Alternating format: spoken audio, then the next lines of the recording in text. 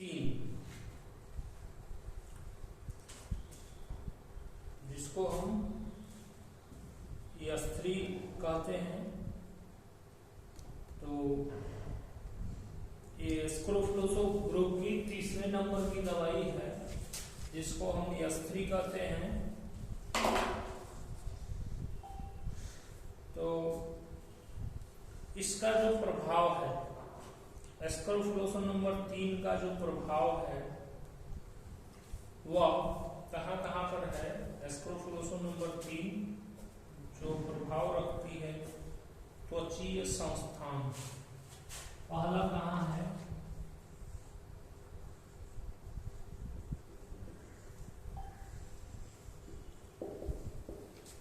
त्वचीय संस्थान, जिसको हम बोलते हैं कि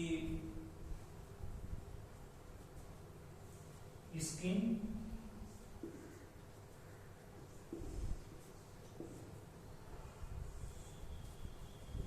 दूसरा है तंत्रिका,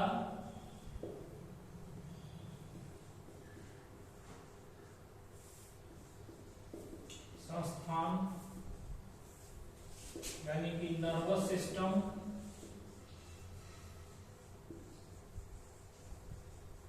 नर्वस सिस्टम। तीसरा है कंकाल तंत्र।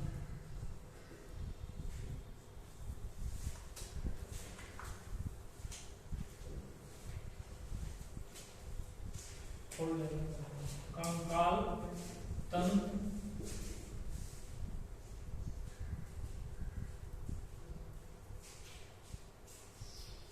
कंकाल तंत्र स्केलेटल सिस्टम। स्केलेटल सिस्टम है। और नेक्स्ट है प्रजनन तंत्र। प्रजनन तंत्र, जिसको रिप्रोडक्टिव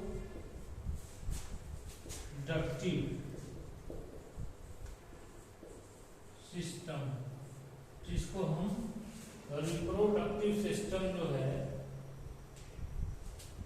प्रजनन तंत्र, इस पे प्रभाव है। तो इतने सारे सिस्टम हैं जिन पे इसका जो है प्रभाव, हमारी इलेक्ट्रो होम्योपैथी दवाई जो है, जो S3 का प्रभाव है, वो इतने सारे सिस्टम पे प्रभाव रखती है। तो पहले पे आते हैं कि त्वचीय संस्थान, जिसको तो त्वचा में सभी तरह की खुजली, पुराने चर्म रोग, जनेंद्रिय की खुजली और शरीर में होने वाले बिना दाने की खुजली, दानेदार खुजली, या त्वचा के निचले भागों में क्यूटेनियस स्किन इरप्शन, छोटी छोटी फुंसियां, इरप्शन, पुराने हकौते, क्रॉनिक एक्जिमा, विशेषकर हठी चर्म रोग में S3 का प्रयोग विशेष रूप से किया जाता है। और इस प्रकार क्यूटेनियस, त्वचा के ऊपरी और निचले दोनों भागों पे इसका प्रभाव है, यानी कि क्यूटेनियस और सब क्यूटेनियस दोनों चीजों पे इनका प्रभाव। इसलिए हर प्रकार के चर्म रोगों में भी, ये सभी तरह के चर्म रोगों में भी उपयोगी है। ठीक, तो चर्म रोग, चमड़े के रोग, त्वचा के रोग, जिसमें कि खुजली दाने के साथ होना, खुजली बिना दाने के होना, या जो है इरप्शन, छोटी छोटी फुंसियां, या पूरा बड़ा बड़ा चकत्ते में खुजली, किसी भी तरह की ऐसी खुजली में हमारी S3 जो है, स्किन पर प्रभाव होने के कारण जो है, इसी प्रकार की खुजली के रोगों में हमारी जो है S3 दवाई कार्य करती है। उनको ठीक करने का कार्य जो है स्क्रोफ्लोसो नंबर 3 करती है, और जिससे इस तरह के सभी रोग जो स्किन से संबंधित होते हैं, स्किन में इरिटेशन उत्पन्न कर रहे हैं, चाहे वो बिना दाने के खुजली हो या दाने के साथ खुजली हो, किसी भी प्रकार की खुजली में एस्क्रोफलोसो नंबर 3 जो है हम प्रयोग कर सकते हैं। विशेषकर हठी जो चर्म रोग हैं उनमें जरूर हम उपयोग करते हैं। तो शरीर के जो सिस्टम होते हैं, तो सिस्टम में जो हमारे त्वचीय संस्थान है, त्वचा के जो संस्थान हैं, उनमें विशेष रूप से हमारी ये जो एस्क्रोफलोसो नंबर 3 जो है वो विशेष रूप से कार्य करती है।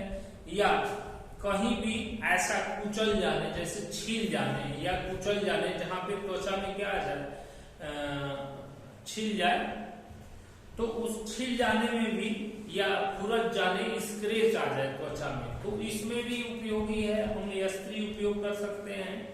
दूसरी आती है इसमें तंत्रिका तंत्र, नर्वस सिस्टम। तो तंत्रिका तंत्र में सेंसरी नर्व, यस्त्री का प्रभाव सेंसरी नर्व पे होता है। संवेदनशील स्नायु जो सेंसरी नर्व होती है, सेंसरी नर्व पे यस्त्री का प्रभाव हमारे पड़ता है, और स्पाइनल नर्व पे है, स्पाइनल कार्ड पे और स्पाइनल नर्व पे इसका प्रभाव है। और nerve fibre of the muscles की जो नर्व फाइबर होती है उस पे भी हमारे यस्त्री का जो है विशेष रूप से प्रभाव यस्त्री डालती है।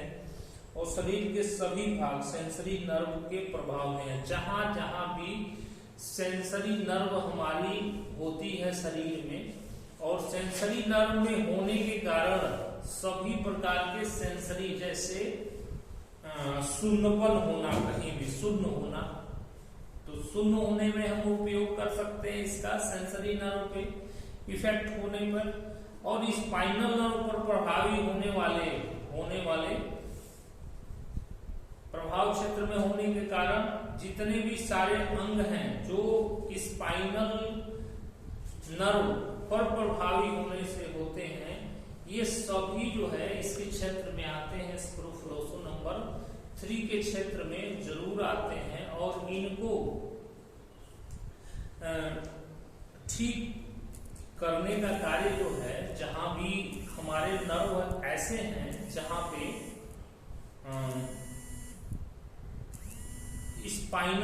स्पाइन से जुड़े हुए स्पाइनल नर्व से कनेक्ट है, तो उन सभी नर्व पे ये जो है इफेक्ट करती है और उनको प्रभावित करती है। तो ये सभी ऐसे रोगों में हम इनका उपयोग ले सकते हैं और इनको ठीक तरीके से, चूंकि हमें फिजियोलॉजी को जानना पड़ेगा कि कौन से ऐसे जो स्पाइनल नर्व के प्रभावी होने वाले अंग हैं, तो उसमें बहुत सारे रोग आते हैं हमारे, लेकिन स्पेशल रूप से हम जो इस नर्व के क्षेत्र में आता है उसको हम बताने का कार्य जो है वो कर रहे हैं कि कहाँ पे इसका फिजियोलॉजिकल एक्शन है शरीर में, बॉडी में। उसके बाद नेक्स्ट आता है स्केलेटल सिस्टम, कंकाल तंत्र। तो यस्त्री का प्रभाव जो है वो उपास्थि यानी कि जो कार्टिलेज होता है और छोटे जोड़ स्मॉल जॉइंट, टेंडन्स में आई हुई सभी गड़बड़ी को ठीक करने का कार्य जो है करती है। और मांसपेशियों में खिंचाव हो जाना टेंडन्स के कारण, कार्टिलेज में गड़बड़ी होने के कारण रोग हो जाना, यानी कि मूल रूप से जो इसका प्रभाव है वो प्रभाव जो है इसका स्केलेटल सिस्टम में, जो इसमें अंग आते हैं स्केलेटल सिस्टम, उसमें कार्टिलेज यानी कि उपास्थि बोलते हैं इसको, छोटे जोड़ स्मॉल जॉइंट और टेंडन्स, इन पे ये प्रभाव डालती है। और इसमें आई हुई किसी भी गड़बड़ी को, ऐसी गड़बड़ी जो हो रही है, तो उसको ठीक करने का कार्य जो है हमारी एस्क्रोफलोसो नंबर 3 दवाई करती है। कहीं भी खिंचाव आ जाए, टेंडांस में खिंचाव, जैसे मोचक आ जाने में, ठीक, या अर्थराइटिस में जो है जहां कार्टिलेज में गलन आ रही हो अर्थराइटिस के केस में, या खिंचाव आ जाए मांसपेशियों में पुराने दर्द में, तो इन सभी स्प्रेन खिंचाव आ जाए कहीं, तो इन सभी ऐसे रोगों में हम जो कंकाल तंत्र और तंत्रिका तंत्र दोनों से अटैच्ड होते हैं रोग, उनको जो है ठीक करने का कार्य जो है ये हमारी यस्त्री जो है आसानी से करती है। तो इस तरीके से शरीर के वो सभी अंग जो जिसमें कि कंकाल तंत्र में जो है आ रहे हैं, जैसे कार्टिलेज आ रहा है, कार्टिलेज आ रहा है, टेंडांस आ रहा है,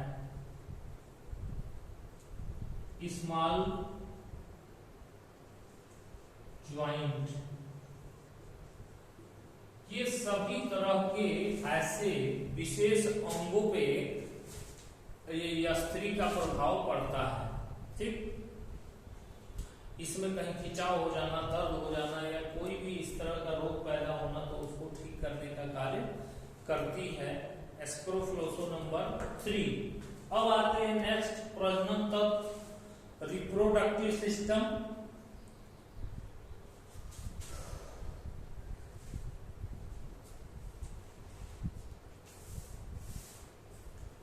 तो यस्त्री का प्रभाव जो है पुरुष के प्रजनन तंत्र, मेल रिप्रोडक्टिव सिस्टम के विभिन्न तरह के रोगों, यानी कि पुरुष के प्रजनन तंत्र, मेल रिप्रोडक्टिव सिस्टम के विभिन्न तरह के रोगों, जैसे कि इम्पोटेंसी, नपुंसकता, स्पर्म का कम हो जाना, ऑलिगोस्पर्मिया, अंडरज की प्रदाय, inflammation of the spermatic cord,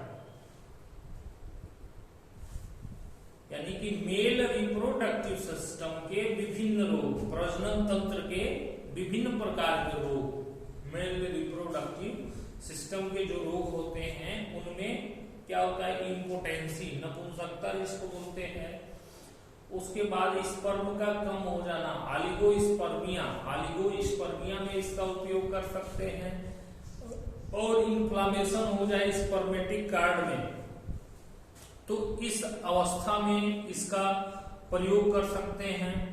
या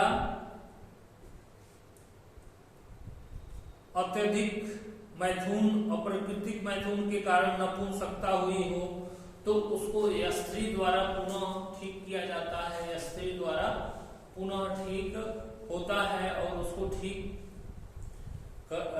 जो है यस्त्री द्वारा किया जा सकता है, यस्त्री से ठीक होते हैं। ऐसे सारे रोग सब जो है यस्त्री से सही होते हैं, वो सारे रोग जो है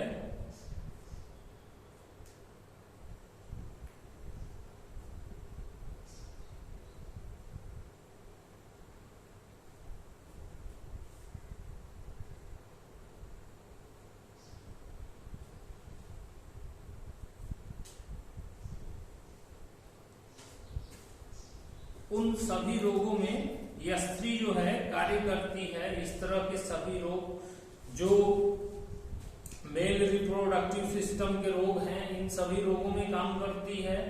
और स्त्री जनेंद्रिय अंग में, फीमेल जेनाइटल ऑर्गन्स में, अंडाशय, ओवरी, मासिक धर्म में ऐंठन, पैरों या शरीर मांसपेशियों में हो रहा हो तो उसको ठीक करने का कार्य जो है करती है।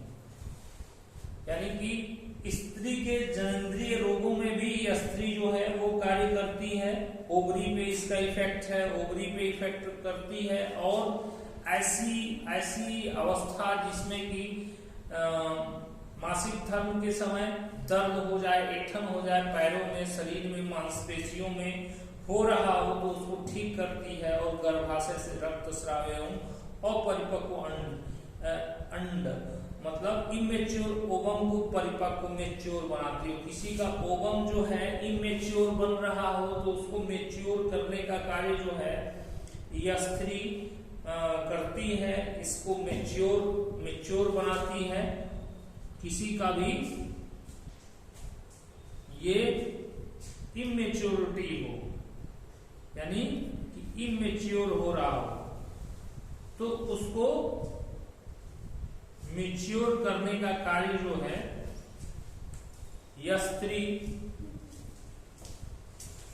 स्त्री जो है, सभी तरह के ऐसे लोग जिसमें इमेच्योरिटी, क्यों चल नहीं रहा है, बार बार बंद हो जाए। जो मैंने बताया अभी आपको कि वो सारे प्रजनन तंत्र के रोग जो पुरुष में हो या स्त्री में हो, ये सभी प्रजनन तंत्र के रोग जो है, इसको ठीक करने का कार्य जो है, ये हमारी एस्प्रोफ्लोसो नंबर 3 जो दवाई है उसको ठीक करने का कार्य करती है। कहीं भी ऐसे रोग या ऐसी अवस्था हमें देखने को मिलती है तो मरीज हमारे पास चूंकि लक्षण लेके आता है, सिम्टम लेके आता है, और जिस तरीके से मैंने बताया है कि सिम्टोमेटिक,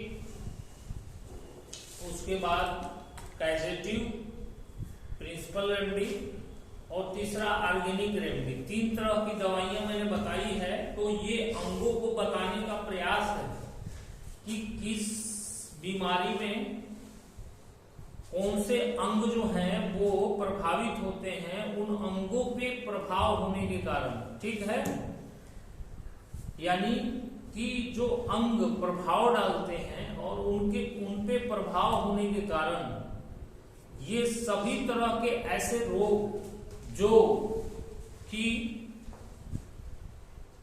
इन तरीके से, इस तरीके से अंगों में क्रियात्मक गड़बड़ी होने के कारण पैदा होते हैं। जो क्रियात्मक गड़बड़ी होती है अंगों में, इस तरह की दुर्व्यवस्था होने से जो क्रियात्मक गड़बड़ी होती है लोगों में, जो क्रिया में गड़बड़ी होने के कारण इस तरह के रोग पैदा होते हैं, तो इन सभी तरह के रोगों में ये हमारी एस्प्रोफ्लोसो नंबर 3 कार्य करती है। और जितनी भी दवाइयां मैंने पढ़ाई अभी, S1, S2 या S3, ये सभी तरह की दवाइयां जो हैं उन विशेष अंगों को इंडिकेट कर रही है, जो विशेष अंग हमें समझ में आ रहे हैं कि रोग होने पे ये अंग प्रभावित होते हैं। तो अभी आप लोग का फर्स्ट ईयर है, तो आप इन चीजों पे कंसंट्रेट करेंगे, जब चीजों को जानेंगे कि कौन सा अंग का क्या कार्य है, तो धीरे धीरे ये चीजें समझ में आनी शुरू हो जाएंगी। इसके बाद स्त्री का एक और प्रभाव भी है, डाइजेस्टिव सिस्टम पे भी इसका प्रभाव पड़ता है, यानी कि डाइजेस्टिव सिस्टम, तो पाचन संस्थान के अंगों पर भी इसका प्रभाव है। जैसे कि आंतों की जो विलाई होती है, इंटेस्टाइन की जो विलाई होती है, जहां पे क्या होता है कि एब्जॉर्प्शन होता है, जहां पे चीजें एब्जॉर्ब होती हैं, तो उस विलाई, उस म्यूकस मेम्ब्रेन, मेजेंट्रिक ग्लैंड को प्रभावित करती है, आंत के म्यूकस मेम्ब्रेन के स्राव को कम करती है। तो पुराने से पुराने अतिसार, पीले, हरे पीले दस्त को भी ठीक करने का कार्य जो है यह स्त्री करती है। तो इस तरीके से ये जो है इफेक्ट अपना दिखाती है कि किसी भी इस तरह के रोग जो पैदा हो रहे हैं, ठीक, तो उनको ये आसानी से ठीक करती है और आसानी से ये सारे रोग ठीक हो जाते हैं हमारी इलेक्ट्रोहोम्योपैथी से। तो पाचन संस्थान में जो है, जैसे विलाई हो गया और म्यूकस मेम्ब्रेन, वहां मेजेंट्रिक ग्लैंड पाई जाती है, तो जब आप डाइजेस्टिव को पढ़ेंगे तो जानेंगे। और आंत के म्यूकस मेम्ब्रेन को स्राव को कम कर देती है, यानी वहां पे किसी भी तरह के स्राव को कम कर देती है। इसलिए पुराने से पुराने अतिसार हरे पीले दस्त को ठीक करती है। ठीक, तो ये रहा यह स्त्री का प्रभाव